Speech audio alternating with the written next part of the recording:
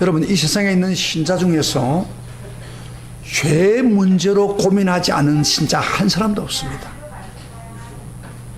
여러분, 죄 문제 때문에 심히 고민하다 보면은 내가 신자인가 아닌가 하는 의심이 듭니다. 하나님 나를 버린 게 아닌가? 왜? 예수를 믿으면서 계속 죄를 지니까 의심이 됩니다.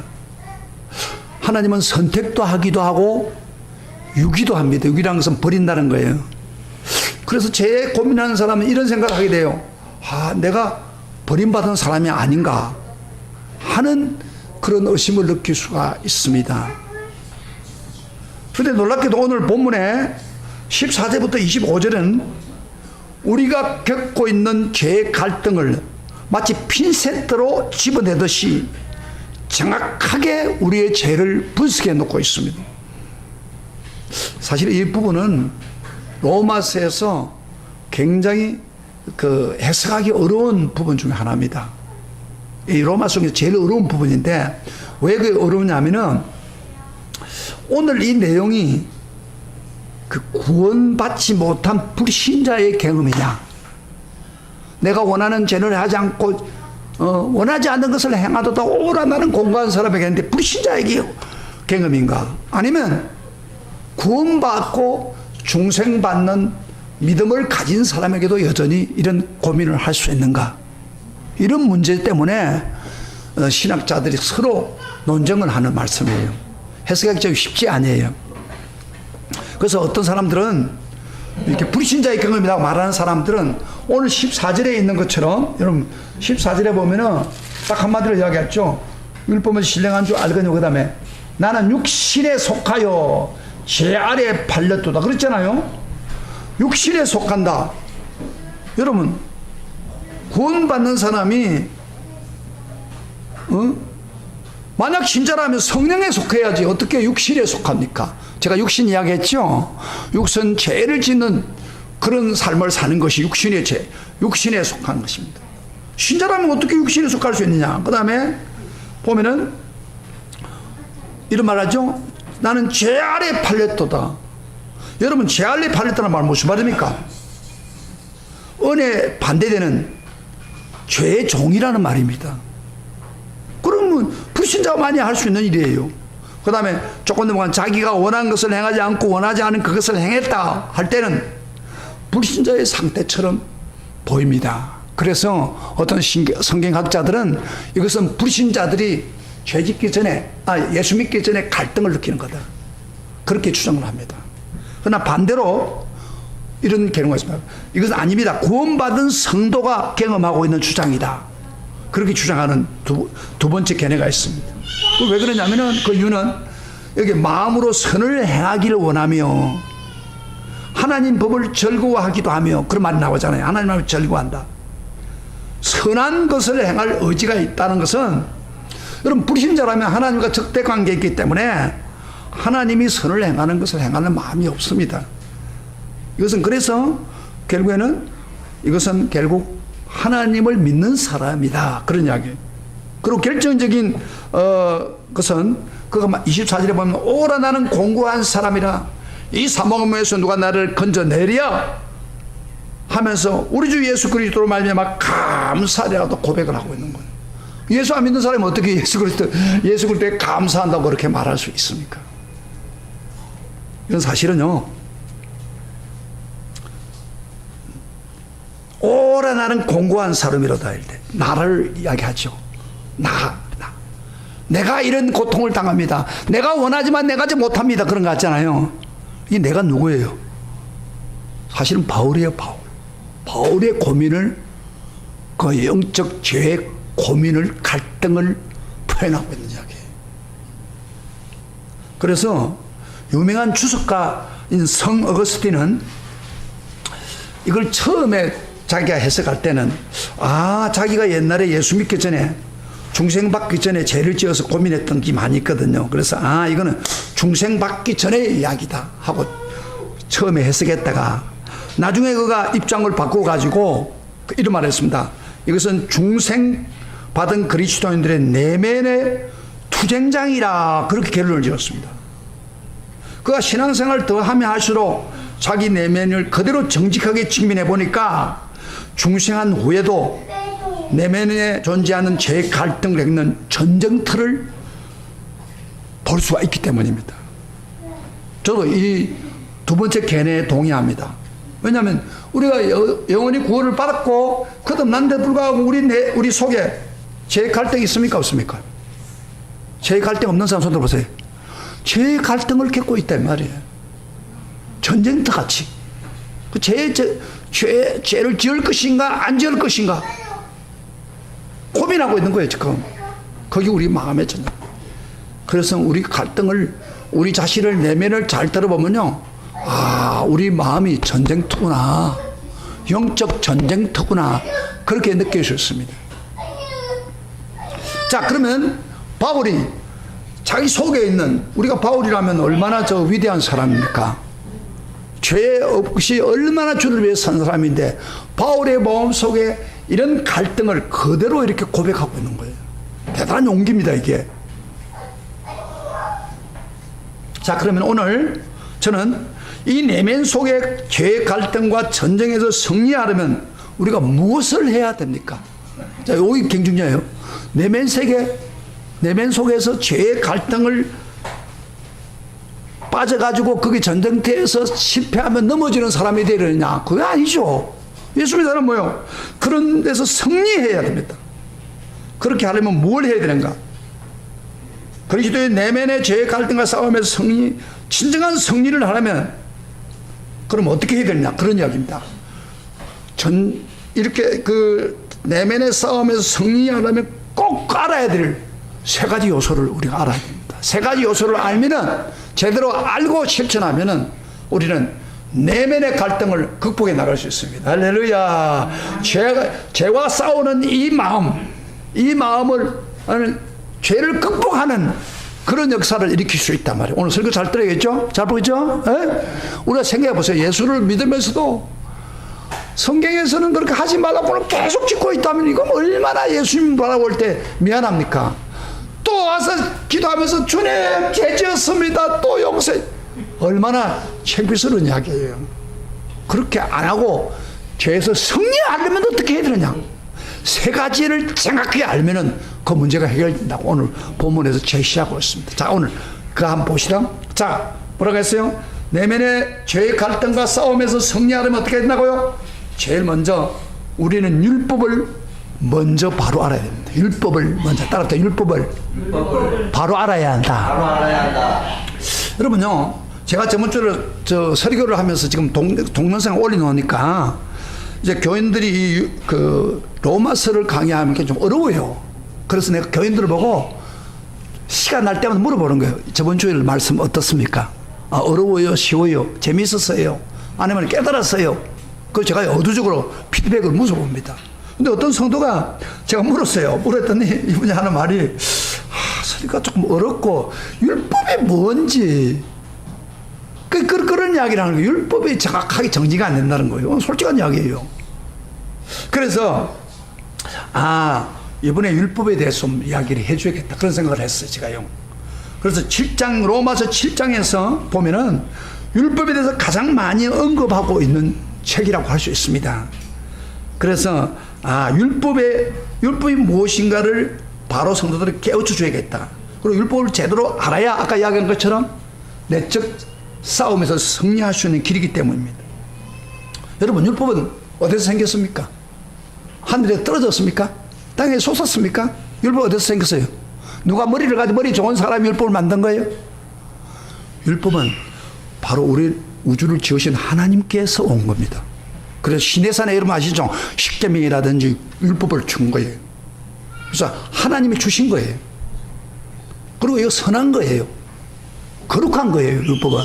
그런데 율법의 약점이 뭐냐면은, 잘 아세요? 율법은 구원을 주시는 능력을 줄 수가 없다는 거예요. 만약에 율법이 구원을 주시는 능력을 줄 수 있다면은 예수님이 올 필요가 없잖아요. 안 그래요?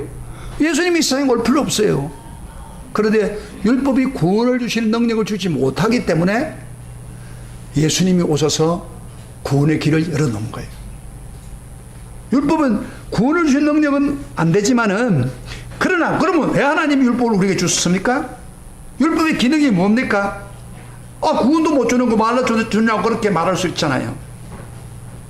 그런데요, 자, 제가 율법의 기능을 좀 긍정적인 측면에서 한번 오늘 7장에서 찾아보겠습니다. 7절 한번 다시 찾아봐요. 우리가 저번에 했지만은 7장 7절 같이 소리내서 읽어봅시다. 시작. 오늘 율법이 무엇인가 알아야 우리가 신앙이 달라집니다. 7장 7절 다 같이 시작. 그런저 우리가 무슨 말을 하리요? 율법이 죄냐? 그럴 수 없느니라. 율법으로는 말미암지 않고는 내가 죄를 알지 못하였으니, 곧 율법이 탐내지 말라 하지 아니하였더라면 내가 탐심을 알지 못하였으리라. 율법의 기능이 뭐예요? 율법은 죄가 아닙니다. 그런데 율법으로 하지 말하지 않고는 내가 죄를 알지 못했다 그 말이에요. 율법의 역할이 뭐예요? 죄를 알려주는 거예요. 죄를 깨우쳐 주는 거예요. 그래서 오늘 보면 탐심하지 말라. 여러분, 탐심하자, 보통 일반적으로 탐심하고 욕심을 가리는 것을 죄라고 생각합니까? 안 합니까? 일반적으로는 안 합니다. 욕심이 좀 있어야 잘 살지, 안 그래요? 돈 버리는 욕심이 있어야 돈도 많이 버리지. 욕심이 없으면 어떻게 노력합니까? 그래서 욕심이라든지 탐심을 내는 거, 그런 걸 가지고 큰 죄로 안 봅니다, 보통 사람들이. 그러나 성경은 뭐라고 해요? 탐내지 말라. 율법이 분명히 이야기했단 말이에요. 그러니까 탐심을 내면, 그 욕심을 너무 많이 내면 그건 죄라 그 말이에요. 성경에서 분명히, 율법에서 분명히 이야기를 하고 있다는 거예요. 그래서 율법의 기능은 뭐요? 죄를 알려주는 역할을 합니다. 13절에도 봅시다. 13절을 읽기 전에 12절부터 읽어봅시다. 자, 오늘 말씀 잘 들으면 율법이 무언가를, 12절부터 13절 시작. 이로보건대 율법은 거룩하고 계명도 거룩하고 어루고서, 율법이 선하다고 말이죠. 그 다음에 그런저 선한 것이 내게 사망이 되었느냐?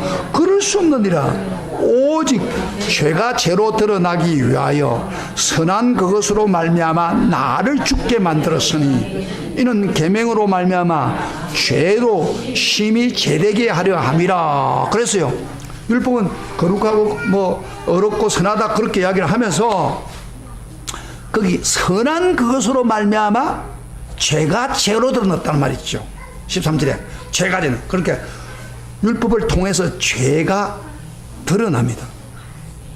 죄를 이게 죄다 하고 깨우쳐준다 이 말이에요.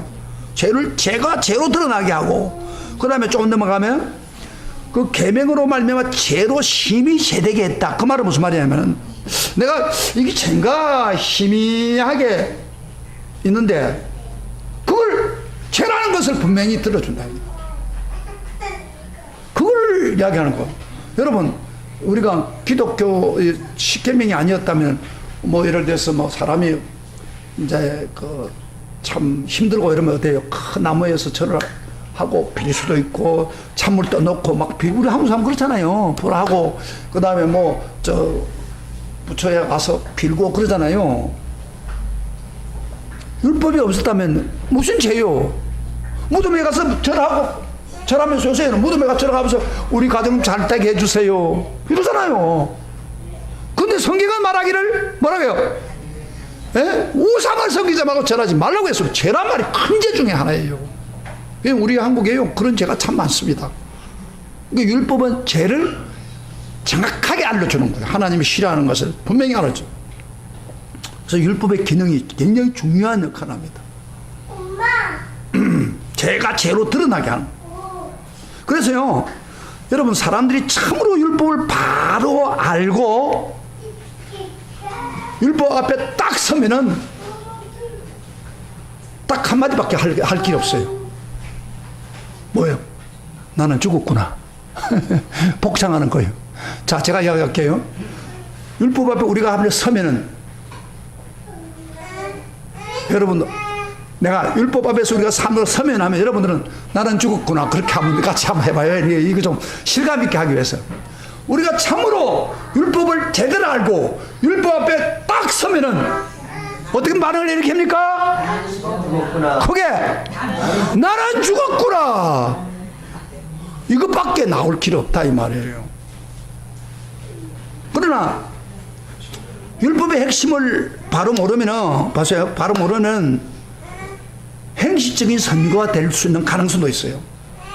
가로면서 여러분, 예수님 당시에 율법의 전문가인 바리새인들, 율법 전문가 아닙니까? 그 사람들은.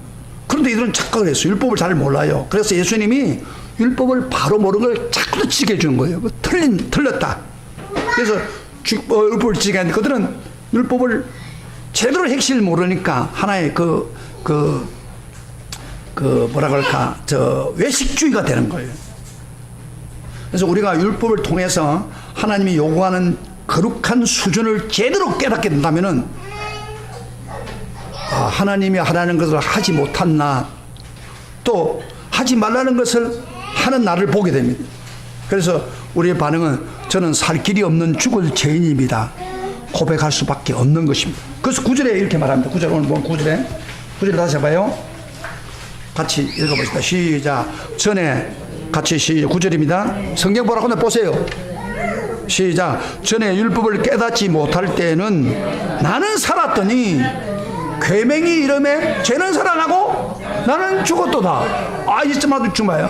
이 무슨 말이냐면 율법을 깨닫지, 율법을 모르고 있을 때는 나는 살았어요. 나는 이렇게 착하고 좋은 일도 많이 하는데 그랬던데, 율법을 깨닫고 계명이 이러니까 뭐요?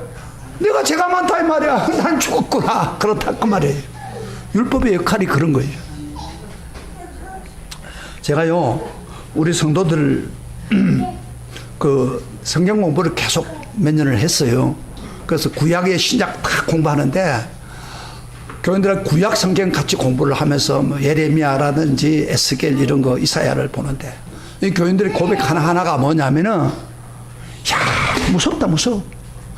죄가, 하나님이요, 그들이 이스라엘이 죄를 범하니까 하나님이 가만두질 않아요. 이스라엘 나라를 완전히 망하게 해버린 거예요.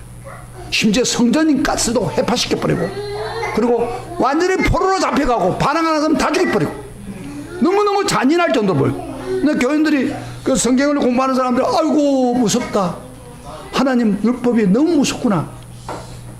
이게 율법을 알면 알수록 나는 죽었다, 그렇게 나오는 거예요. 근데요, 율법 모르는 사람은 난 살았어, 이렇게 생각하는 거예요. 그건 잘못 보고 있는 거예요. 바리새인처럼 되는 거예요.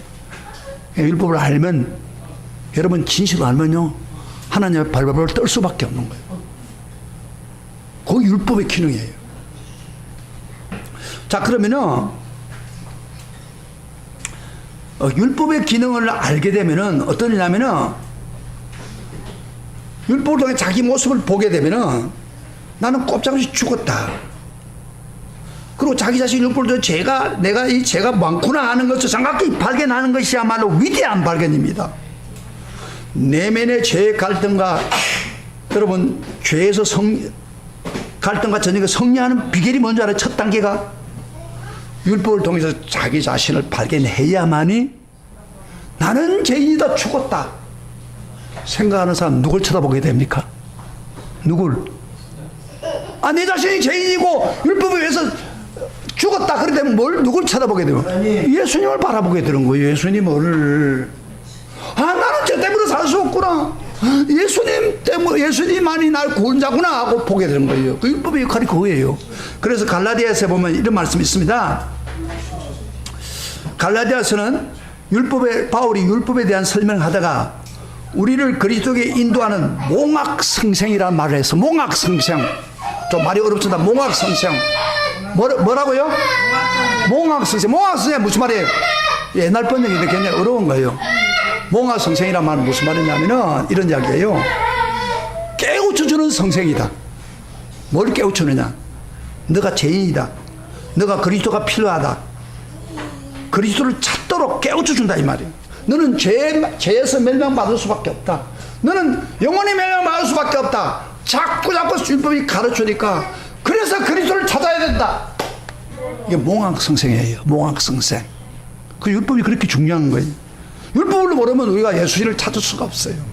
그래서 우리가 율법을 몽학성생의 역할을 하기 때문에 율법에 한계가 있습니다. 구원은 주지 못하지만은 구원자가 꼭 필요하던 필요성을 자각시키기 때문에, 그래서 우리가요 그 율법을 통해서 누굴 보는 거예요? 예수를 찾게 되는 거예요. 그래 예수를 찾다 보면은 우리 죄에서 구원을 받게 되는 거예요. 할렐루야. 아멘. 율법을 제대로 알아요. 율법을 모르는 사람은 진짜 예수를 모릅니다. 따라합시다. 우리가 율법을 제대로 알고 예수를 찾자.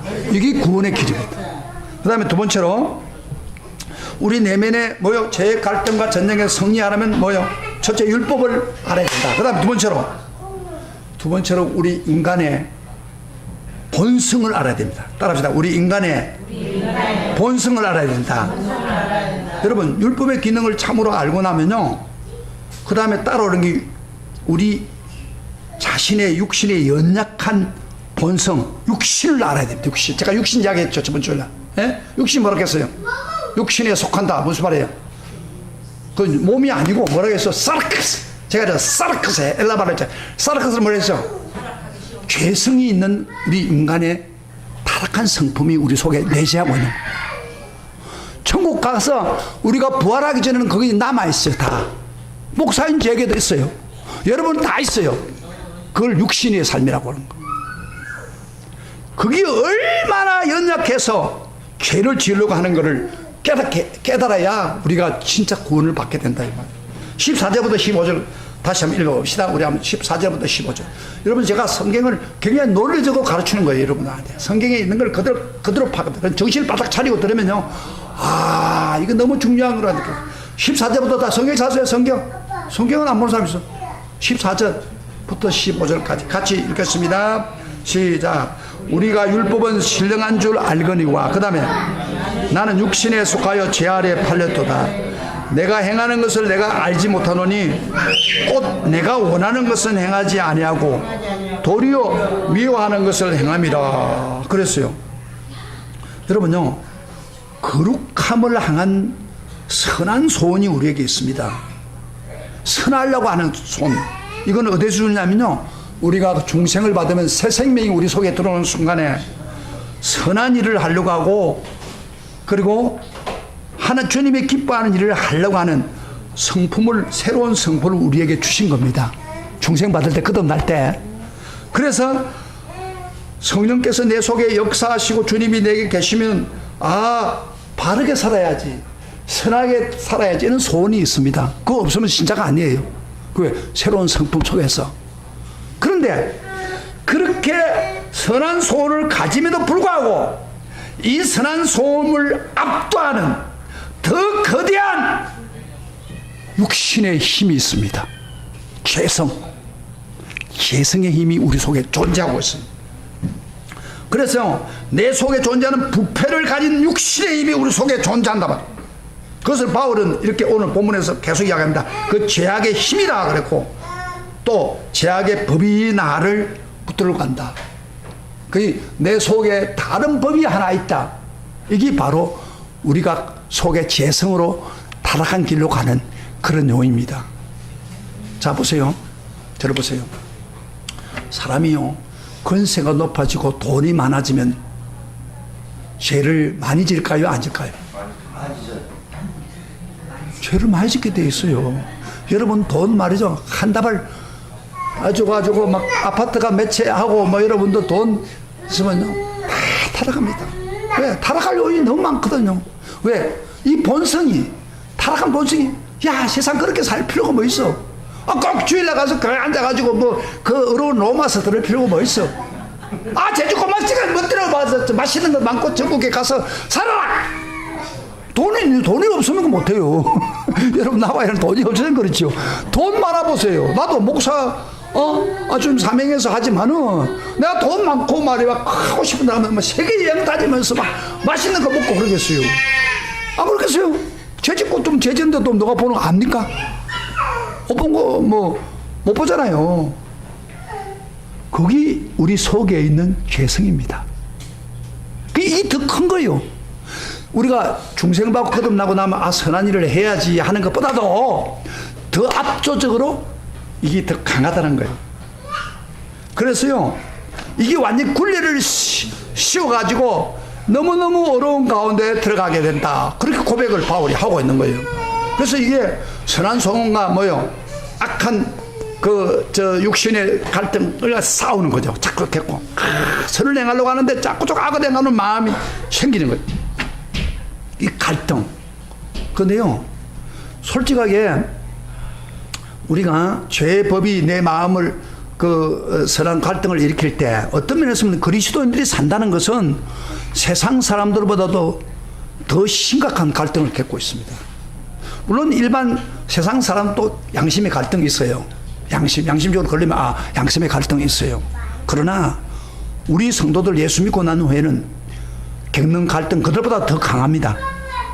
왜 그러냐면은 인간의 타락한 양심은요, 이렇게 갈등을 느끼다가도 죄를 지면 갈등이다가 자기 합리화시켜 버립니다.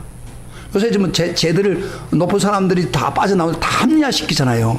그래서 양심이 타락된 거예요. 무뎌졌어요.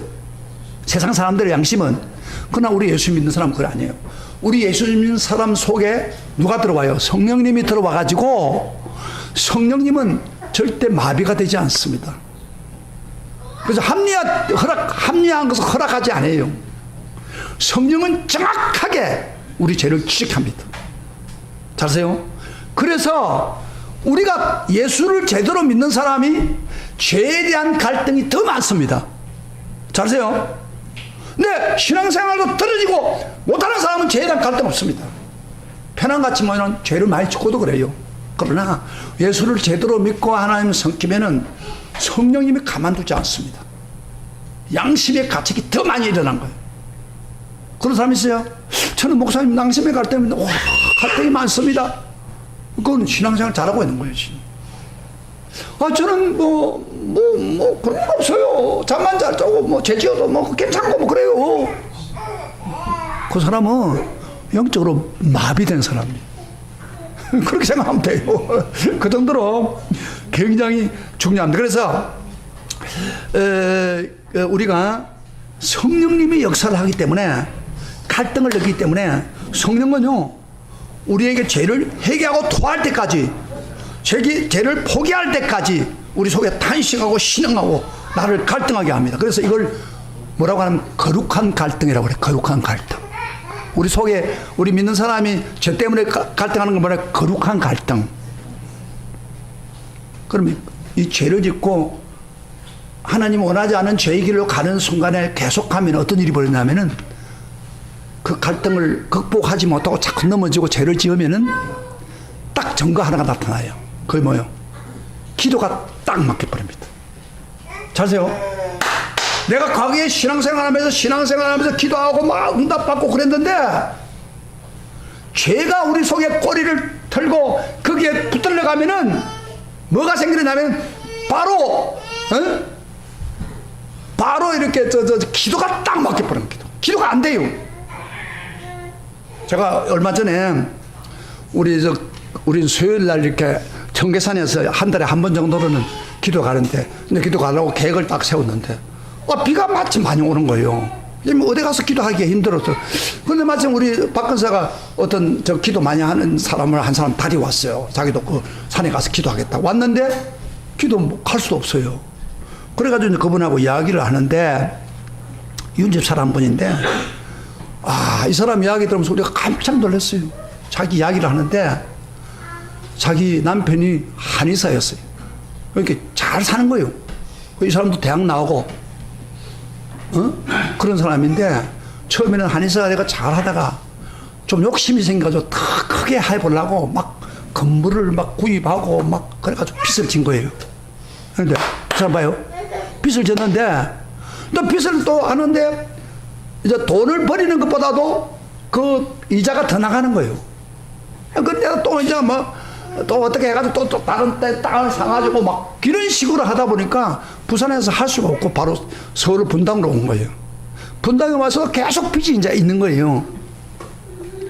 그런데다가 그 남편이 그 이상한 여자들을 만나가지고, 그것도 자칭 건사라고 하는 사람들을 만나가지고 몇 사람, 이거 완전히 나쁜 사람, 데리고 가가지고 남편을 스트레스 풀어준다고 해가지고 막 노래방에 가서 술 먹고, 잘 믿는 사람인데 이 사람 술 먹은 게 20년 동안 다닌 사람인데 그 남편을 데려와가지고 막 술 먹고 뭐 이런 식으로 해가지고 막 나쁜 짓을 하게 만들고 막 그러다 보니까 이 한에서는 아무것도 안 되는 거예요. 빚만 지고. 그래, 너무 갈등이 심하니까 이혼을 했대요. 이혼을 하니까 그렇게 시원할 수가 없다는 거예요. 그런데 문제는 그분은 수목교회를 계속 다니고 기도를 많이 하는 사람이니까 항상 어려우면 하나님 도와주세요. 하나님 밤을 새면서 하나님 도와주세요. 하나님 앞에 가서 기도를 많이 하는 사람이에요. 그래서 제가 그날 앉아가지고 그러면 참 안타까우니까 우리 여기서 진짜 해결을 하고 하나님 앞에 의지하면 은혜 줄 거다. 그 해결을 시켜서 제가요 같이 해결하도록 막 하는데 기도가 이제 해보면 알잖아. 기도가 터지지 않아요. 옛날에는 보니까 방언의 은사도 받고 이 사람이 예언의 은사도 받고 기도를 많이 했던 사람이에요. 그런데 기도가 안 되는 거예요. 기도가 답답하게 느껴지는 거예요. 그래서 제가 여기서 뭐 대낮에 뭐 꽈라라 지를 수 없고 산이라면 하겠는데 그래서 이제 어느 정도 끝났는데 제가 그 사람을 딱 보면서 내가 옛날에 기도가 막혔던 때를 지금 기억이 나는 거예요. 제가 언제 기도가 막혔냐면은 기도가 막히면 굉장히 답답합니다. 저도 신학을 공부하면서 막 사명에 불탈 때는 막 기도가 불이 붙고 막 응답하고 막 그랬는데 밥을 쉬면서 기도하면 즐겁고 좋았는데 군대를 갔다 오면서 3년 동안은 기도할 시간이 없잖아요. 그러다가 저 군인들을 훈련시키면 제가 그 하사 훈련까지 받으면서 막 나쁜 이야기 많이 합니다. 그러면 그거 듣다 보니까 나도 모르게 죄를 짓는 거예요. 그러다가 3년이 되니까 이게 제가 쌓이고 기도하는데 해결 없으니까 막 기도가 딱 막기 시작해요. 말년이 됐는데 기도하려고 교회를 딱 엎드리면 한 3분도 기도를 못해요. 막 겁이 나는 거예요. 기도가 막히니까. 혹시 여러분들 있을 거예요. 여기에 예수는 과거에 은혜 받았는데 기도가 안 돼요. 맨 마디 하나님 어떻게 해주세요 하고 끝나는 거야. 너무너무 괴로워가지고요 제가요 제대로 했는데 신학을 들어가야겠는데 양심에 갑자기 생기네. 이래가지고 무슨 신학을 공부하겠냐 그런 생각이 들어요. 근데 마침 우리 그 남지라고 하는 영산 근방의 남지에서 부흥 집회를 했는데 내가 오늘 이번에 가서 해결해야겠다 그런 생각을 하고 막 집회를 참석하는데 옛날 같으면 집회 참석하면 막 금방 성령의 은혜 충만하고 회복이 되는데 너무 눌려져 가지고요 회개도 안 나와요. 그러니까 마지막 날 됐는데도 아무 감동이 안 되는 거예요. 그래서 제가 결심했어요. 하나님 내 문제 해결해 주지 않으면은 내 지금 기도문을 열어주지 않으면은 나 신학 못하겠습니다. 그런 각오를 가지고 그날 밤을 새면서 하나님 앞에 막 기도하면서 하나님 용서해 주세요. 내가 잘못한 것이면 나를 깨닫게 해주시고 해결시켜 달라고 막 기도문이 열리게 하려고 답답하게 소고함만 지는 거예요. 그런데 새벽쯤 되니까 하나님이 제게 감동문을 확 열면서 막 진동이 오면서 내 손을 주먹을 치더니 뭐 성령이 막 진동하면 내 가슴을 막 치어버린 거예요. 이 사람이 급하니까요. 하나님이 너희로 내 입을 통해서 너 멋대로 살고 내 하고 싶은 대로 살고 제치고 내 멋대로 하고 와 두드리는데 내가 거기서 막 눈물을 펄펄 흘리면서 주님 내가 잘못했습니다. 맞아요 주님.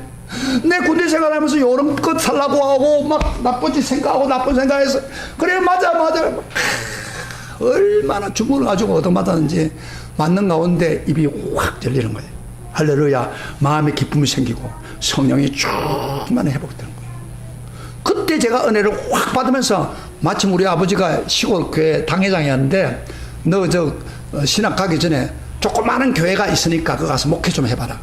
그래서 제가 2교회를 맡아서 아침에 하고 오후에 하는 저 산골까지 들어가는 데 가서 하는데요. 제가 성령이 충만하니까요. 교인들 몇 명이 안 되는데 막 엉엉 우는 거예요. 설교하는데. 난 그때처럼 내가 설교학도 배우지 않은 사람이에요. 근데 그 사람이 감동을 받아가지고 막 하고 막 병자가 낫고 귀신이 떠나고 막 그때 지금 기억도 기억납니다. 그러니까 기도가 딱 막혀 있는 거야. 막혀 있으면 안 돼요. 성령은 정직한 분입니다. 여러분 이 중에 혹시 예수 믿으면서도 한때 예수 믿었는데 지금 기도가 꽉 막힌 사람이 있습니까? 기도는 하기는 하는데 기도에 응답이 없어. 기도에 기쁨이 없어. 이건 성령 하나님과 관계가 막혀 있는 거예요. 그럼 오늘 바로 정직하게 성령께 엎드리는 밖에 다른 게 없어요. 그것밖에 다른 게 없어요. 그래서 세상 사람들은 양심의 가책뿐이지만 성령은 절대 마비되지 않고 죄 지은 것을 반드시 해결시키고 그리고 입을 열어주는 겁니다. 그러고 나니까 막 하나님 응답이 쫙 퍼져나가는 걸 경험했어요. 이 바울은 그걸 깨달은 거예요. 너무너무 지금 주님을 위해 살려고 하는데 막 제약가 있는 거예요. 바울도 그 갈등을 하고 실패도 하고 그런 걸. 그래서 바울이 이제 그런 고통을 통해서 깨달은 게 뭐냐면 17절에 이런 말을 합니다. 갈등을 가면서 사도 바울이 중요한 사실을 발견합니다. 17절 한번 보겠습니다. 17절 로마서 7장 17절 이런 게 다시 시작. 이제는 그것을 행하는 자가 내가 아니요 내 속에 거하는 죄니라. 그러니까 갈등하는 건데 내가 죄를 빠질 때 내 속에 거하는 죄다. 그럼 이걸 자기 죄를 합리화하는 게 아닙니다. 어쩔 수 없이 율법을 깨트리면서 살아가는 삶은 거듭난 내가 아니라 내 속에 있는 죄성 때문이라는 원인을 지금 이야기하는 거예요. 그래서 우리의 문제는요, 이 죄성, 육신 속에 아직도 달라붙어 있는 죄성이 자꾸 우리를 깨트려서 갈등하고 죄를 짓게 만드는 거예요. 그거를 극복해야 됩니다. 그래서 성경은 나의 모순, 나의 갈등, 내 속에 일어나고 있는 내면의 전쟁의 본질적인 원인은 바로 내 속에 있는 죄성이라는 겁니다. 18절에 결론을 지었습니다. 18절 읽어보시다. 시작. 내 속 곧 내 육신에 선한 것이 거하지 아니한 줄 아노니. 그 다음에 원함은 내게 있으나 선을 행하는 것이 없노라. 내가 원하는 바 선을 행하지 아니하고 도리어 원하지 않은 바 악을 행하도다. 타락한 육신의 죄성이 있음으로 해서 선을 행할 수 없고 오히려 악을 행하는 것을 발견하기 시작한 겁니다. 바울이 이걸 발견한 거예요. 여러분 어떻습니까? 여러분 속에 죄를 극복하지 못하고 갈등을 느끼고 있다면 그 바울의 심정입니다. 여러분 바울은요, 우리가 다 아시다시피 1장부터 5장까지는 로마서에 어떻게 했어요? 사람이 죄를 지은 사람이 어떻게 구원받는다고요? 율법의 행위로 구원받는 게 아니고 뭐예요? 약해서 하나님의 주신 의 때문에, 하나님 주신 칭의 때문에, 예수를 믿음으로 어렵게 해줬기 때문에 우리가 구원받았다고 그랬습니다. 그러면서 지금 오늘 이 7장에서는 어렵다는 문제만 해결한 다음에 두 번째로 중요한 과제가 있는데 성화 문제입니다. 성화. 하나님께 제일 먼저 어렵다, 예수 믿으면 예롭게 되는 거예요. 그러나 살아가는데 성화라고 하는 것은 살아갈 때 죄 없이 거룩한 삶을 말하는 거예요. 그런데 안타까운 건요, 우리가 어렵게 되는 것도 내 힘으로 할 수 없어요. 성화도 마찬가지입니다. 우리가 거룩한 삶을 사는 것도요, 이 세상에서 죄 없이 짓는 것도 내 힘으로 안 되는 거예요. 이걸 모르고요, 계속해서 바울은 고민을 많이 했어요. 발버둥을 쳤어요.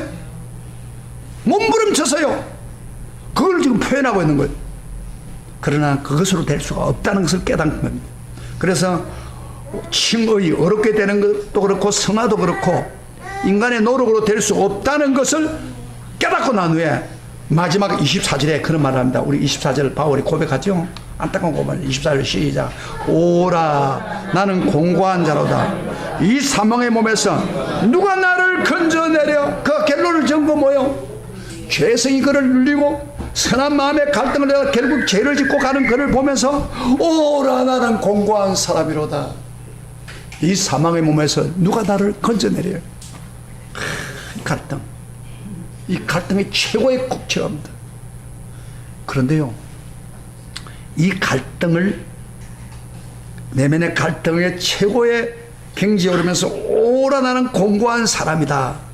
나는 내 힘으로 도저히 할 수 없구나 자각할 때 그것이 바로 죄를 이길 수 있는 길입니다. 할렐루야. 아멘. 내가요, 내 스스로 죄를 깨끗하게 거룩하게 살 수 없다고 판단되면 누굴 찾게 돼요? 누굴 찾게 돼요? 예수님을 찾는 거예요. 내 힘으로 아무것도 안 된다고 생각하니까 그래서 예수를 찾게 되는 거예요. 자기 한계를 깨닫는 거예요. 그래서요, 오라 공고한 사람이다. 나의 사망의 몸에서 나를 건질 자가 누구냐? 그렇게 자기가 죄에 대해서 깊이 깨닫고 안타까워하고 통곡하는 사람은 바로 예수님을 예수님을 받는 구원을, 예수의 구원을 받는 것이 가깝다는 거예요. 그러나 죄를 지어 놓고도 조금도 가책이 없는 사람은 예수 믿기가 아주 멀리 떨어진 사람이에요. 그런 사람은 교회에 이렇게 앉아 있어도요, 전혀 은혜 못 받습니다. 죄 마비된 사람인 내가 차라리 오라 나는 공부한 사람이라 이 사망을 위해서 누가 나를 건져로 바울처럼 그런다면은 누굴 쳐다보게 돼요? 예수를 쳐다보게 되는 거예요. 그래서 그 사람은 바로 자기를 쳐다보지 않는 거예요. 자, 이걸요. 자, 그러면은 우리 봅시다. 그러면서 하는 말이 이제 세 번째 하나만 더 봅시다. 구원을, 그러면 이 궁극적으로 내면의 갈등을 어떻게 해결합니까? 먼저 이렇게 율법을 제대로 알고 그 다음에 자기 본성을 알아야 되고, 세 번째로 뭐요? 예수 그리스도를 바로 알아야 되는 거예요. 25절을 다 같이 봅시다. 25절. 아까 24절 하고 난 25절을 봅시다. 다 같이 시작. 우리 주 예수 그리스도로 말미암아 하나님께 감사리로다. 그런즉 내 자신의 마음으로는 하나님 법을, 육신으로는 죄의 법을 섬기노라. 여러분 만약에요, 여기 25절이 빠지고 24절로 끝났다면 로마 7장은 비극장입니다. 오라 나는 공부하고 끝냈다면은 여러분요, 이것은 비극입니다. 그러나 25절이 있기 때문에 하나님께 감사리로다. 이것은 바울이 패배를 하는 게 아니고 패배를 넘어서 승리의 근거를 지금 이야기하는 거예요. 여러분, 우리 내면의 죄의 갈등과 전쟁에서 진정한 승리의 근거는 누구예요? 바로 예수 그리스도입니다. 예수 그리스도를 통해서 이루어지는 거예요. 예수 그리스도 위에 아니면 우리 내적 갈등을 해결할 길이 없습니다. 그런데 이걸 구체적으로 그러면 죄를 어떻게 극복할 것인가는 8장에 가서 구체적으로 이야기를 합니다. 그러나 오늘은 제가 구원의 근거가 되는 예수 없이는 우리가 할 수가 없다는 것을 이야기하는 거예요. 여러분요, 여러분 죄에서 구원받는다는 게 한마디로 무슨 뜻입니까? 좀 설명할게요. 죄에서 완전히 구원받을 거라면 어떻게 해야 돼요? 첫째로 봐요. 먼저 우리가 예수님을 어려움을 예수 믿으면서 어려움 되는 순간에 뭐가 없어지냐면은 죄를 지은 행벌이 떠나갑니다. 그래서 죄의 삭선 사망이라고 했잖아요. 멸망이에요. 그런데 우리가 예수를 믿는 순간에, 어렵게 되는 순간에 행벌에서 우리는 면제되는 겁니다. 그래서 우리가 구원받는 사람이 되는 거예요. 그 다음에 두 번째로 죄 문제 잡으세요. 안전하게 해결할 수 있는 방법. 두 번째로 성화 문제. 제가 이야기했죠. 성화는 그럼 어떻게 하느냐? 현재 우리가 죄와 싸우고 있는 성화 문제는 이제 그 8장에서 자주 이야기를 하겠지만은, 우리가 성화가 되려고 하면은 바로 우리가 죄와 싸우는 거죠. 현재 싸우는 것. 예, 이것은 한마디로 말해서 성령의 도우심을 통해서 이루어지는데, 이건 8장에서 좀 하기로 하고, 그 다음에 또 한 가지 차원이 있어요. 자, 행벌에서 구원받고 죄의 세력에서 승리하고, 세 번째로 하나의 차원이 있는데 그게 뭐냐면 행벌과 구원받아서 이제 완전히 죄에서 해결되는 게 있어요. 방법. 그건 뭐예요? 언제? 바로 예수님 오는 순간입니다. 예수님, 영광스러운 예수님이 죄를 심판하러 왔을 때 우리 인간을 심판하는 순간에 우리 인간은 구원받은 사람은 뭐요? 영원하게 부활해서 예수님과 더불어 영원히 천국에 가는 것. 그때는 죄의 존재가 완전히 끝나는 겁니다. 할렐루야, 할렐루야. 그러나 현재 우리가 지금 당하고 있는 게 뭐예요? 우리는 구원받아서 어렵게 된 거예요. 행벌은 면제됐어요. 그러나 우리에게 있어서는 현재 성화의 문제입니다. 내가 거룩하게 어떻게 극복해 나가느냐.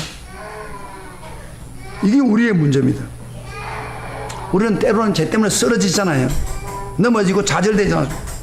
그러면 좌절과 실패로서 쓰러져야 됩니까? 성경은 그렇게 말하지 않습니다. 더 예수님을 붙들고, 더 예수님을 붙들고 성령을 의지하면서 나아가야 돼요. 근데 여러분요, 우리가 성화를 통해서 죄를 정리하는 비결을 한마디로 말한다면, 우선 자기 죄성을 인정해야 됩니다. 자기 죄성을 인정하고 그리고 자기를 부인해야 돼요. 그리고 끊임없이 성령을 의지하는 겁니다. 성령을 의지하는 게 밖에 다른 게 없습니다.